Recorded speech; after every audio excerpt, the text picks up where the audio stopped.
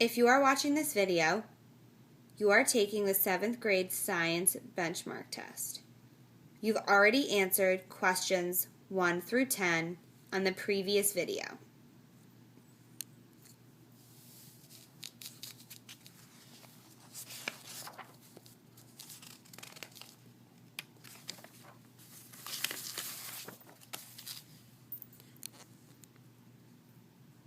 Remember to take your time, pause the video, and answer each question. Number 11. In Mr. Wells's class, during an exercise about genetics, students used 2 red straws to represent male parent DNA and 2 green straws to represent female parent DNA. The offspring in this activity are best represented by A, either 1 red straw or 1 green straw, B, 2 green straws, C, 2 red straws, D, 1 red straw and 1 green straw.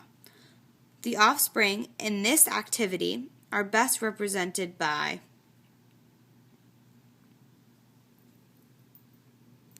Question 12.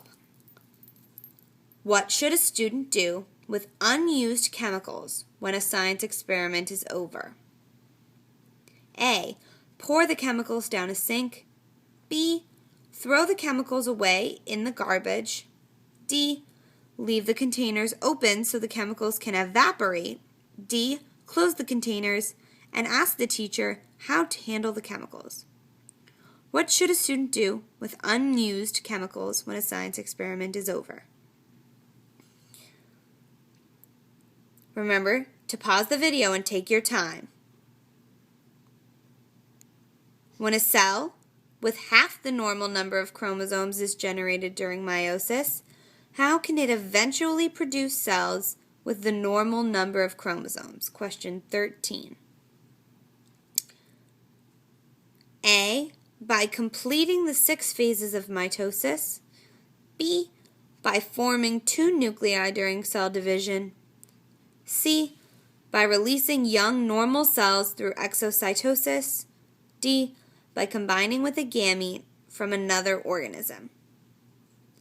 How can a cell with half the normal number of chromosomes from meiosis eventually produce cells with a normal or whole number of chromosomes? Question 14. Which compound is consumed in both aerobic and anaerobic respiration? A. Water. B. Glucose. C. Oxygen gas. D. Carbon dioxide. Which compound is consumed in both aerobic and anaerobic respiration?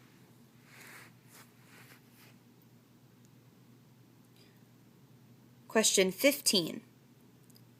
What is the primary difference between diffusion and osmosis?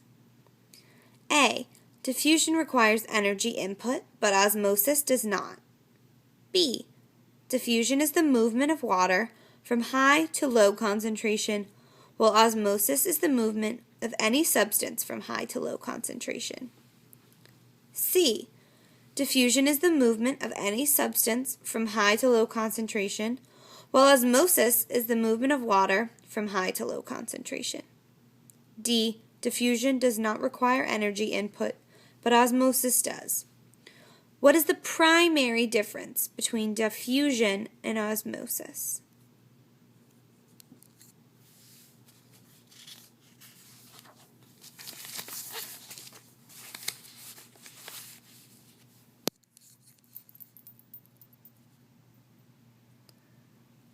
C. 16. A scientist is examining the effect of fire on pine seedlings in a forest. The scientist looks at 10 plots of land that are burned annually, set on fire annually. What is an appropriate control for the experiment? A. 10 plowed plots. B. 10 cleared plots. C. 10 unburned plots. D. 10 herbicide-treated plots. What is an appropriate control for this experiment?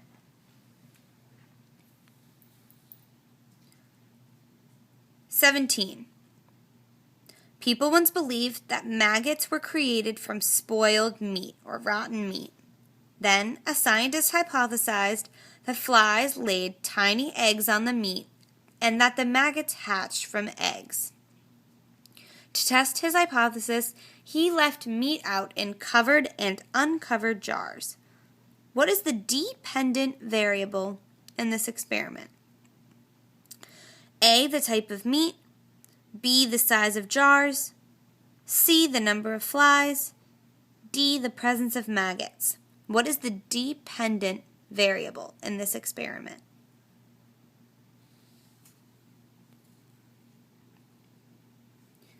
Question 18. Scientists are looking for evidence of life in the rest of the universe. In a sample from a comet, what element would be most important to find in order to hypothesize that it could hold living organisms? A, iron, B, carbon, C, silicon, D, hydrogen. Which element would be most important to find in order to hypothesize that it could hold living organisms? Question 19. Some animals use large amounts of energy while performing normal activities. What organelles do these animals most likely have large numbers of in their muscle cells? A, nuclei, B, chloroplasts, C, Golgi bodies, D, mitochondria. What organelles do these animals most likely have large numbers of in their muscle cells?